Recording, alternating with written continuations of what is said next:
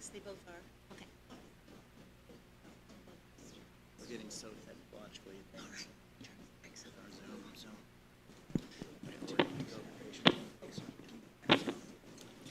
All right, we'll call the meeting to order. Ron, give you a roll call. Dr. Turner. He's on Zoom. Jeff DePass. Yes. Dr. Lim. Dr. Caddick. Present. Dr. Ross. Here. Dr. Todd. Also on Zoom. And Mr. McKenna. Present. All right. We'll review minutes from October's meeting. October 19th. Those were included in the packet. Just need an approval and a second. Motion to pass the minutes from the previous meeting. May I have a motion? All right. Motion and a second. All in favor say aye. Aye. All right. Opposed by the same. Thank you. All right. Financial report with Rhonda? We are still, as usual, for the end of the year, Yep. trying to iron everything out. So unfortunately, I don't have one for you. But as soon as I do, I'll get it to you. It's understandable. Yep. The end of the year is hard to get up. Yep, and get it all tidied up at the end. So, health officer report and communications, Dr. Brucken. Okay, thanks. Sorry again, I was a little tardy. Get you guys a tardy slip, I guess. Couple things, just looking at the scope right now. Influenza is starting to come down, not only in Indiana, but also the country. Doesn't mean we're out of the woods just yet. I look back just today about 15 years. We can get a little double hump in that epidemiological curve, so, but so far in the last 3 weeks, actually, things have been looking pretty good. I've been asked about that a lot lately. Are we out of flu season already? So, but no, keep trudging along there from that regard. So, outside of that, I don't have a whole lot for you guys. I hope everybody had nice holidays and things. And ready to get going again. So, All right. good. Yeah. Excellent. All right. On to new business. And are we doing election today? We have discussed this as a group, and we were wondering if we can put this off until everybody's in person. Absolutely. Would that be all right? We can- Let's just postpone it until April and continue with things as they are. Sounds good. That's perfect. Yep. All right. Item B under new business, 2021 Vigo County Health Department Annual Report. Okay, as per Indiana code, we have to compile an annual report of every expenditure that we had in 2022, any revenue. We have to report on all of our programming. It's just really, it captures everything that we've done over the year, and we're getting ready to compile that. It's a stressful time of the year to do it, but it's also a great tool for the public to use to see what it is that we actually do. Just want to let you know we're moving into that time of the year. And we do publish that and make it available to the public 90 days after the first of the year. All right. Great.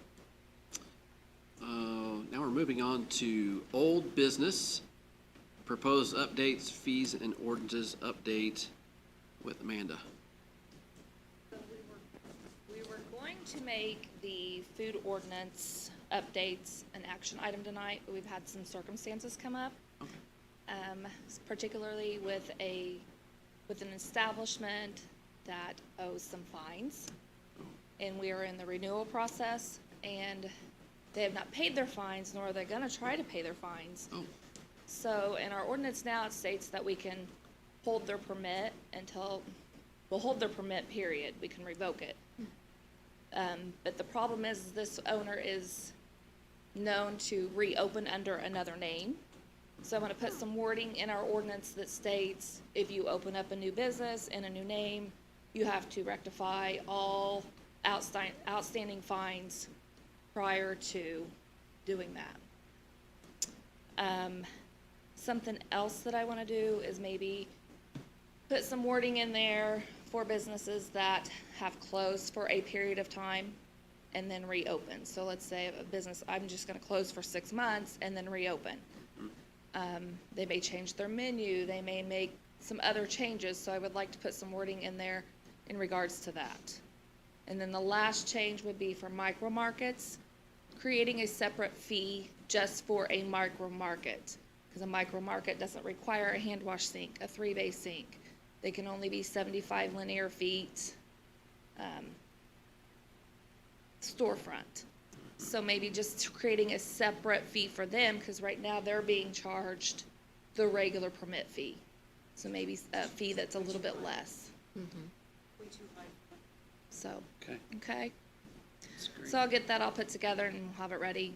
I'll pen it out to you before April, and then maybe we can run with it in April. Okay? Yeah, great. That sounds like excellent suggestions. Okay. All right. Another part, old business, credit debit card, Joni. All right, for any of you that have been around for a while, about 4 years ago, we started looking at getting having debit and credit card accessibility for the public that we do business with. We had different entities come in and do presentations in the commissioners' conference room, but the problem at that time is that the fee for every transaction would fall upon us as the vendor. And when you look at something like how many birth and death records we do a year at $10 a pop, we would actually be losing revenue. Fast forward through the pandemic, started working with the treasurer, Josie Swalls, because they use a program currently called, or a company called Heartland that is a credit card, debit card processor. And it's the opposite, where we don't have to pay a fee, it falls upon the user. And it's at 2.35%, so at a $10 birth certificate, it'd be about 23 cents for each time the person uses it. So I've already reached out to Heartland. I do know that the treasurer is looking at moving to a new iCloud invoicing platform, but that's not conducive to how we do business. But Josie Swall said that it's a very secure company. She said they have excellent customer support.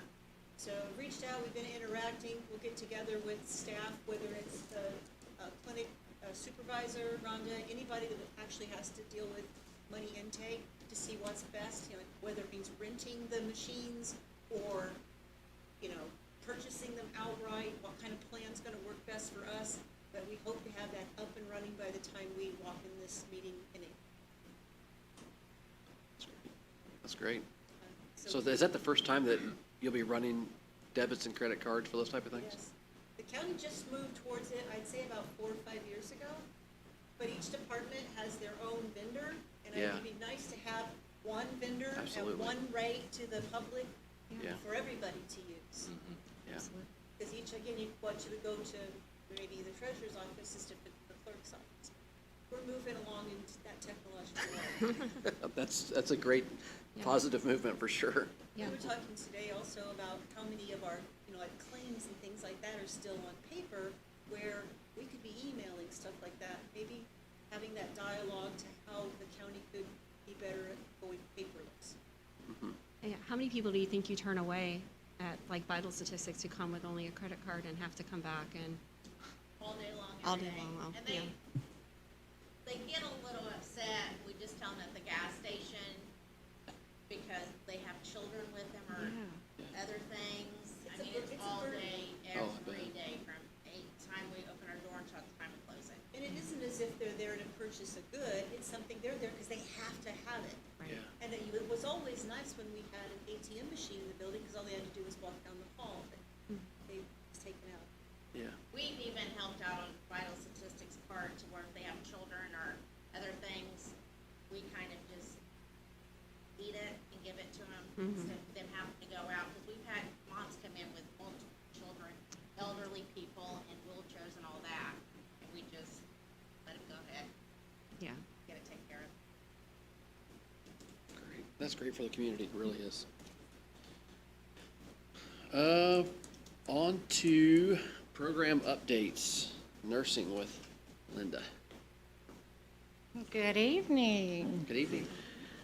Let's start with just a big thank you to my clinic for these past 3 months.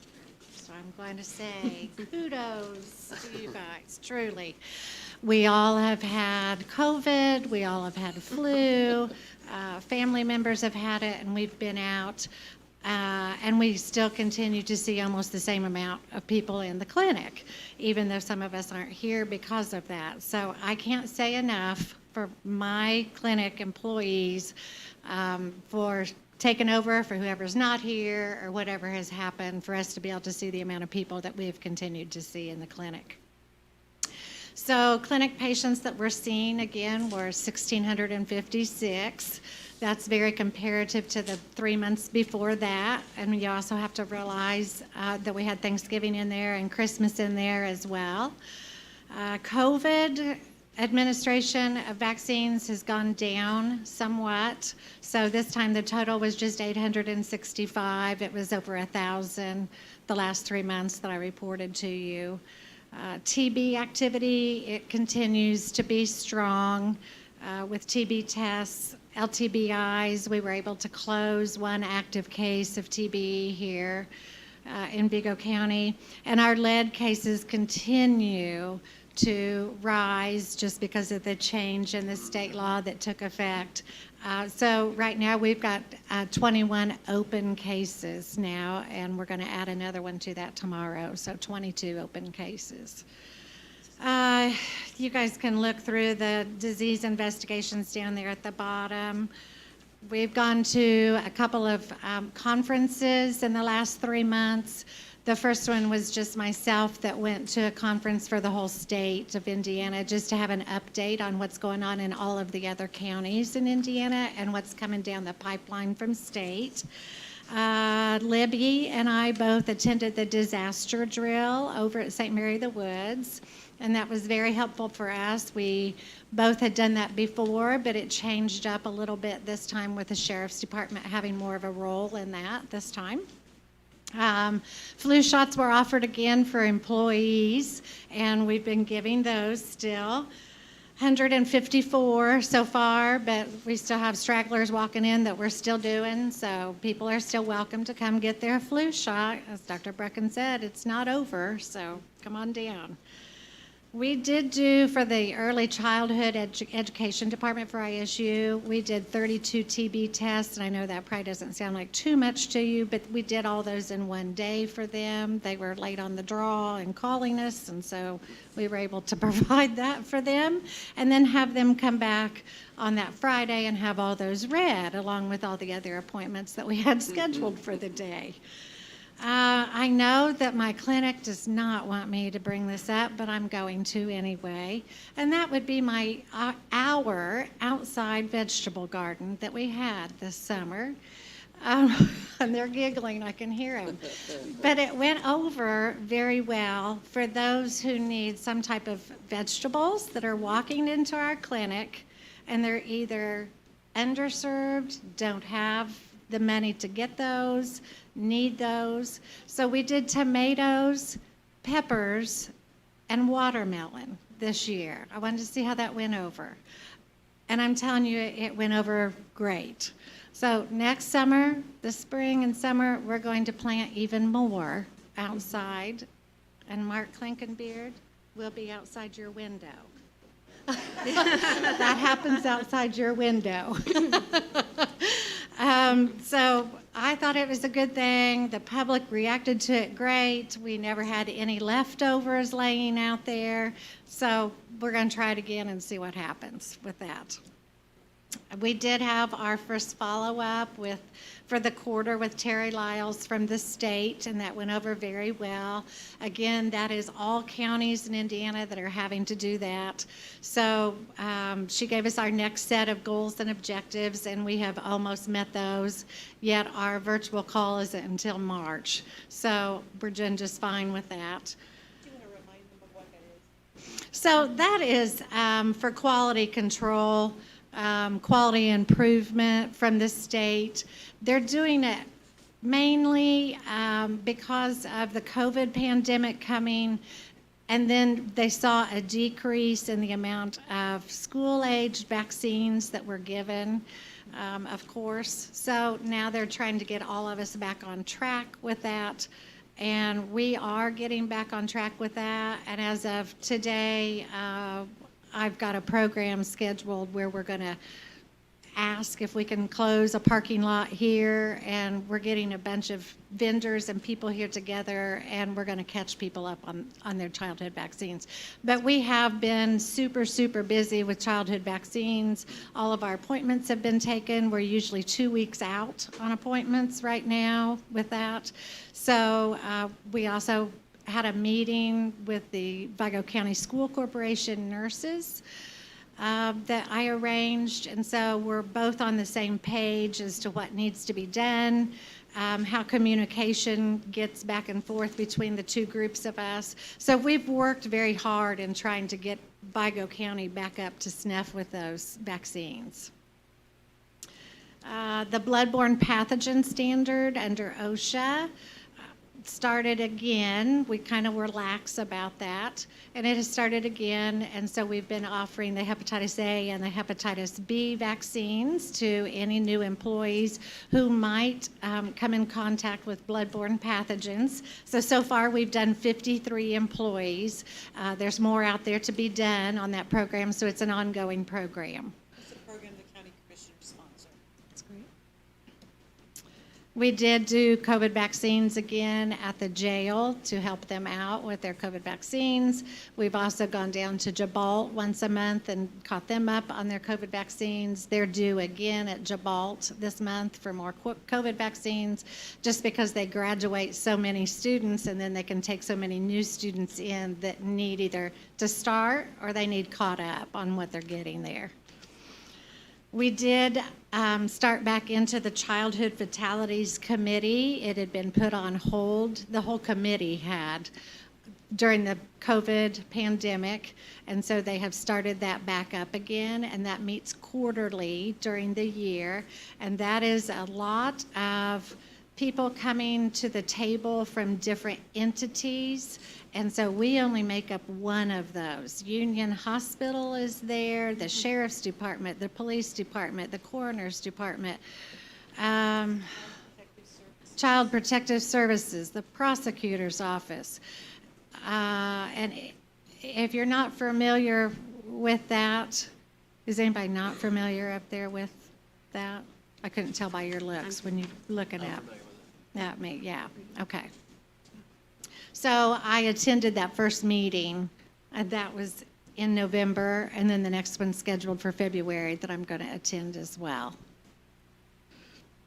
Then the last thing was, again, the conference that more of us attended who were new this last 6 months to the Vigo County Health Department, and that was held at a 2-day conference in Indianapolis in December, the 6th and the 7th, and they went over just new things that new employees would need to know who are starting out in a local health department. It was the largest orientation training that the State Department of Health had ever hosted. In fact, they had to turn people away, and it goes back to how many people left public health during and after the pandemic. It's difficult to fill those positions. For the first time in over 3 years, we are optimally staffed. We do not have a position open. Yes. That's really good. Oh, thank you. Absolutely. I want to introduce to you Kim Moore. Stand up, Kim.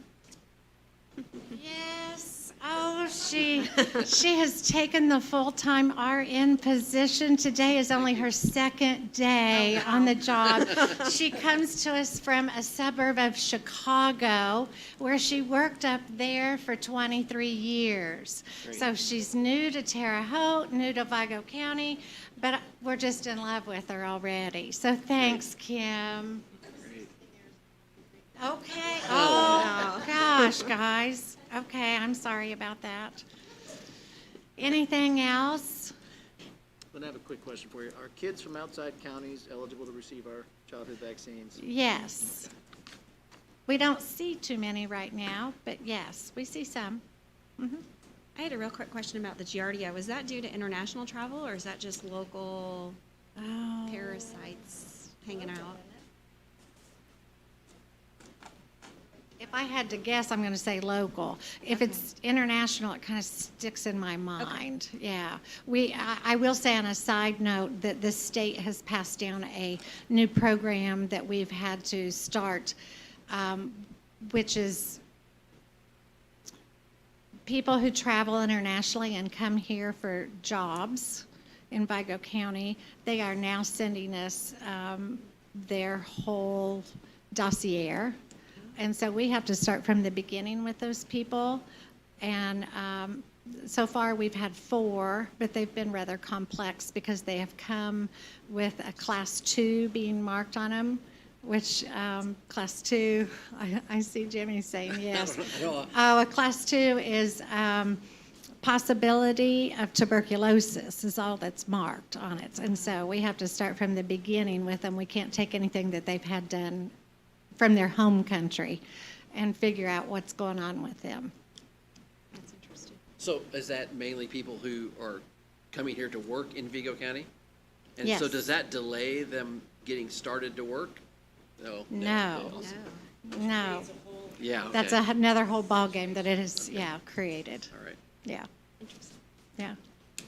I have one question. Sure. With the State Department of Health visit, where does Vigo County fall? And on what, do they go to every county, or do they just come here because we're in a certain percentage? They do every Every county. county. And I can get you that information as to where we fall. There was just an update on that as to where we fall. Awesome. And then are their surveys more like, are they like a punitive survey or more educational? Educational, Okay, that's good to know. yeah. and a lot of the strategies that we already had in place due to the immunization grant are strategies that they want us to see. So when we made the original appointment with them, I made sure we sent them a copy of our grant, our immunization grant, so they could already see what we were doing and then have ideas to enhance what is already in place. Great. That's great. Thank you. Yeah. Appreciate it. All right. Next on the program updates, we have Shelby from Health Education and Media Coordination. Shelby, I sent home today, like, Oh, gosh. she was really sick. And Check mark. So, she did want us to relay that the Vigo County Health Department did the Maintain Don't Gain program over the holidays. We all got weighed in, and then whichever division maintained it but didn't gain weight won. I'd say Becker Controls declared the winner, and, Nice job. and it's a program, and this was kind of her pilot project, and it's something that we would eventually like to start the next year with the county employees, having the departments compete against each other. And it's voluntary, if you don't Yeah. wanna get on the scale, you don't have to, but we do an average weight for that department. Yep. It's just to encourage us to try to not go crazy during the holidays. That's great. And then we have, she started back up our CPR program, which is another county-based program that we do CPR, first aid, and AED for all county employees. It's just getting that going again after COVID, and I think she's already did a lot of members of the highway department, especially a lot of those departments that are out in the field. But our whole gist is, even if you don't wanna take the course, know where the AEDs are in the building in case you have to be a runner at the courthouse or, a runner in the annex. But it's just basically so that the county can have as many employees trained as possible so that when we're out in the community, we can help. Great. That's really, really important. Just out of curiosity, do you guys use American Heart or She uses American Heart. Red Cross? Okay, perfect. Yes, and then at this point, it gives me an opportunity to introduce Andrew Martin. He's our intern from ISU. Oh, great. And community health. I'm gonna have him get up and do a little bit of a spiel and tell you what his projects are during his internship. Welcome, Andrew. Hello. So my name's Andrew Martin. I'm from Newcastle. I'm a senior at ISU. So my internship project is going to be like a smoking cessation and stress reduction program among the county employees here. And so I'll be doing that, and then I'll roll out a survey next Tuesday on January 23rd with a few questions to ask people on there. And then I'll also be helping Shelby develop a Public Health Week tabling event so that'll be good. I'll also be getting certified in CPR, first aid, NIMS, and FEMA. And then I've already acquired my PIO awareness and social media emergency management certifications. So It's great. that's all I. Yeah, thanks for coming and doing your internship. I Yep. appreciate it. Thank you for Yeah. allowing me. Thank you. Yep. Alrighty, down to C, vital statistics, Loretta Little. Hello, how are you guys? Excellent. You should have got more with the Yep. report. Sorry, it's my fault. That's all right. Because you guys asked for like overdoses, the number of overdoses. We also included the suicides. With that report and the COVID report that we give you, if there's any more information you guys would like, you can just tell us and we can get it for you. Vitals is still busy issuing birth and death records, of course, phone calls, and the mail. We are still waiting patiently daily with the state to update our adoption records. We are still having monthly webinars with the state on questions and answers with policies at state level and local health department level. Yesterday, Miss Robin and Katie on our office did CPR. They got certified for CPR. Brandy and Brooke and myself will be getting ours certified here soon, hopefully. Brandy in our office is going to become a notary. I'm gonna get my notary renewed so we can have notaries in our office and throughout the building. Because we do have a lot of people coming in needing notaries. In our department's, I think, the only one besides maybe Tammy in the commissioner's office, but we do so many notaries every day for all the different. That's awesome. All different types of notaries. I mean, I do myself do have questions that I do go get Rhonda that I'm like, okay, well, talk me through this, because I don't, there's a lot of things, and I do say on notaries, I don't have to do anything with children, like if they get a guardianship that's printed off the internet that they want us to do a notary on, I will not do it. It has to go in front of a judge. That's just something to me that I don't feel comfortable in doing. I've asked Rhonda about it. I think we're both on the same level, because I've had people wanting to take them out of state. You can get a guardianship paper right off the internet, and then they bring in and expect you to notarize it, and that's giving them where they can do it. We don't do that. But other than that, we're still busy daily and doing really well. But if you guys would like anything else on your report that we can help on with death or with birth, just let us know and we'll see what we can get you guys. Okay? We appreciate this. Thank you. Yep, thank you. Next up, environmental, Amanda. Okay, so as of today, we are wrapping up our permitting process for food establishments and tattoo artists and tattoo establishments. We only have a handful that are still out. They have to be postmarked by January 14th, so we're waiting for those to roll in. If they don't come in, then they'll have to close until they pay. We have made phone calls to all the establishments to let them know that they need to turn in their applications and get that up to speed. So last quarter. Thanks for doing it. They were thanks for doing it. Yeah, because there's a $200 late fee, and Yeah. a lot of them were rushing in last Thursday and Friday to pay those fees because they didn't want that $200 late fee. Yeah, I'm sure. But we still have a few that are still out there, so we'll see where those end up. Probably 15, which is really good compared to previous years. So last quarter, most of my employees also attended the new hire orientation with the Indiana State Department of Health. That was the 2-day training that Linda talked about in Indianapolis. My division also attended their very first IEHA meeting, Indiana Environmental Health Association meeting.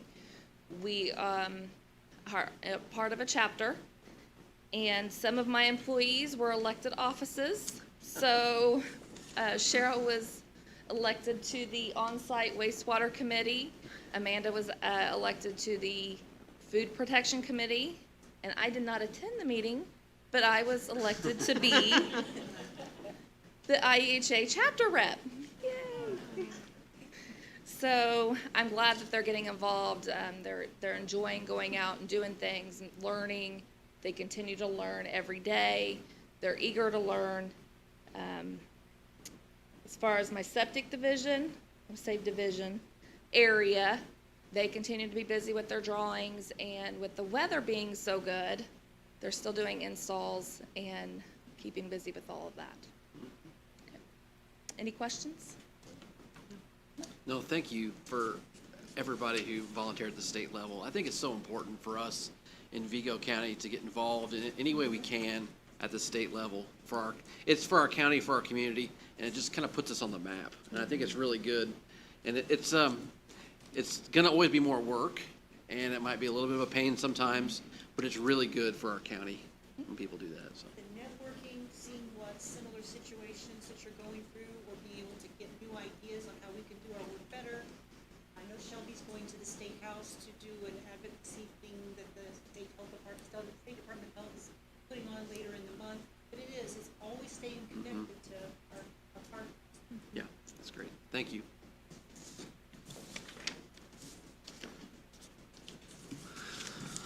Mr. Graylis, Vector Control. Vector Control, I really don't have anything for you because it's not my season. It's not mosquito season. We're doing our vehicle repair and maintenance, and we've sent in 3 bats in the last quarter, but that's about it. We're staying busy. It's nice to slow down just a little, enjoy life, enjoy everybody around us, and watch the guys sweat knowing that they had to lose weight. Congratulations on your win. It's unbelievable. I think Shelby pulling a fast one on everybody, but we did do without a few breakfasts, so I guess it worked. But do you have any questions for me? I have one, Mike, and it's pretty silly, but when I was looking at this on email the other day, the critter control referrals that came out, is critters like defined somewhere in the state code what creates a critter?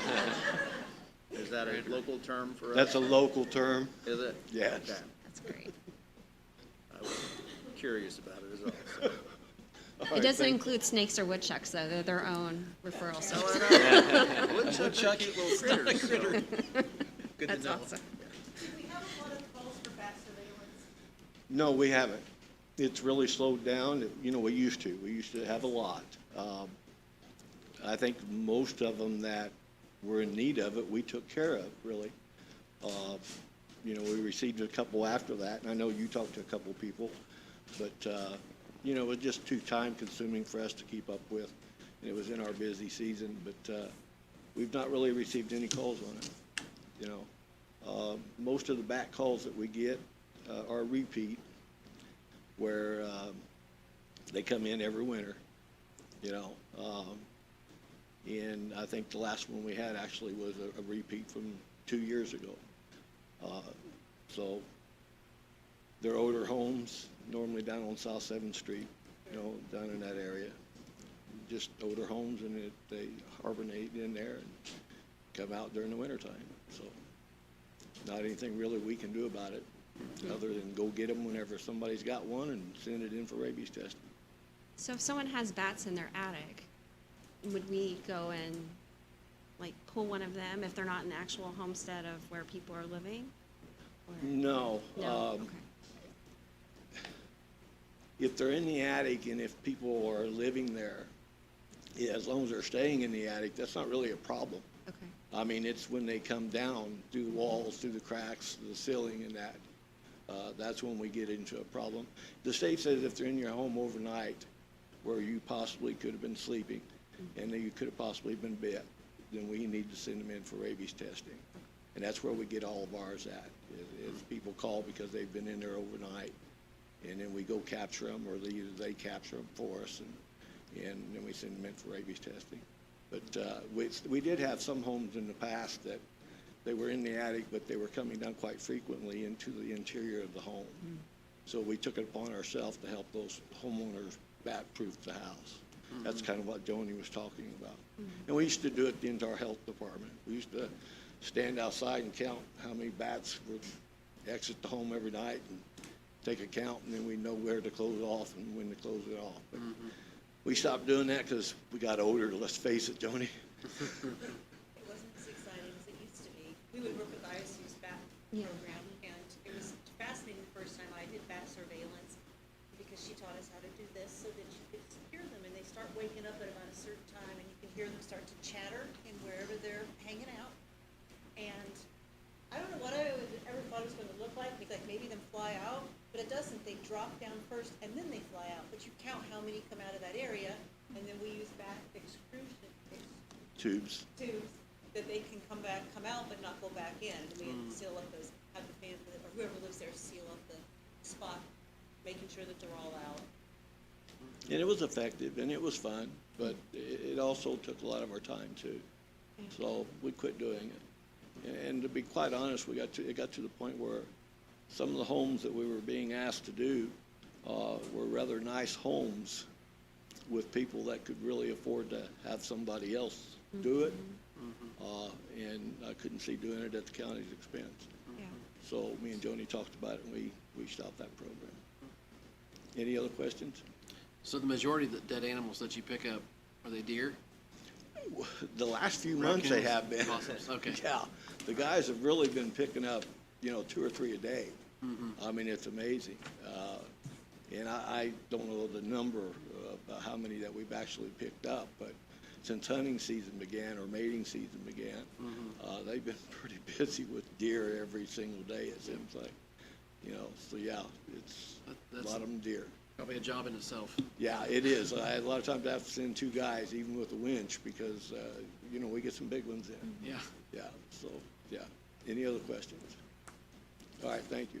Thank you. All right, this is time for citizens' input. I have something I'd like to share. Yes.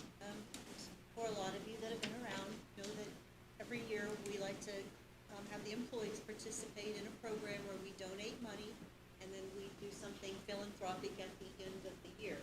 We've done the Toys for Tots program, we've given to CASA, and this year, in December, we made a contribution to the Wabash Valley Community Foundation for the Tribune Star Christmas Basket Drive Fund, and that was at $300.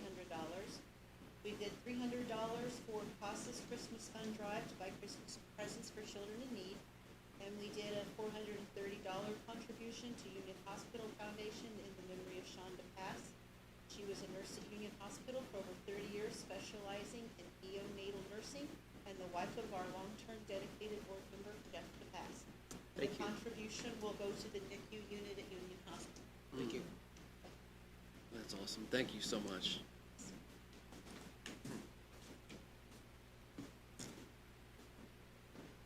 Thank everybody who donated to that. That's awesome that you're able to give back. And there's a lot of need in the NICU for those families that are in there for sure. So, yeah. Anything else from is it public comment now? We open it up. Citizens input? Citizens input, public comment. Hearing none. I'll make a motion to adjourn. For next meeting will be April 29th. Motion to adjourn. All in favor, aye. Aye. Aye. Opposed by the same. Thank you. everybody. Adjourned until April. Hey, Mike, I'll see you real quick. April 29th, right? April 29th. Thanks. Awesome job, my friend. Thank you. I appreciate it. Yes. Dr. Turner's so smooth. It's hard to be on the same level as him. Oh, yeah.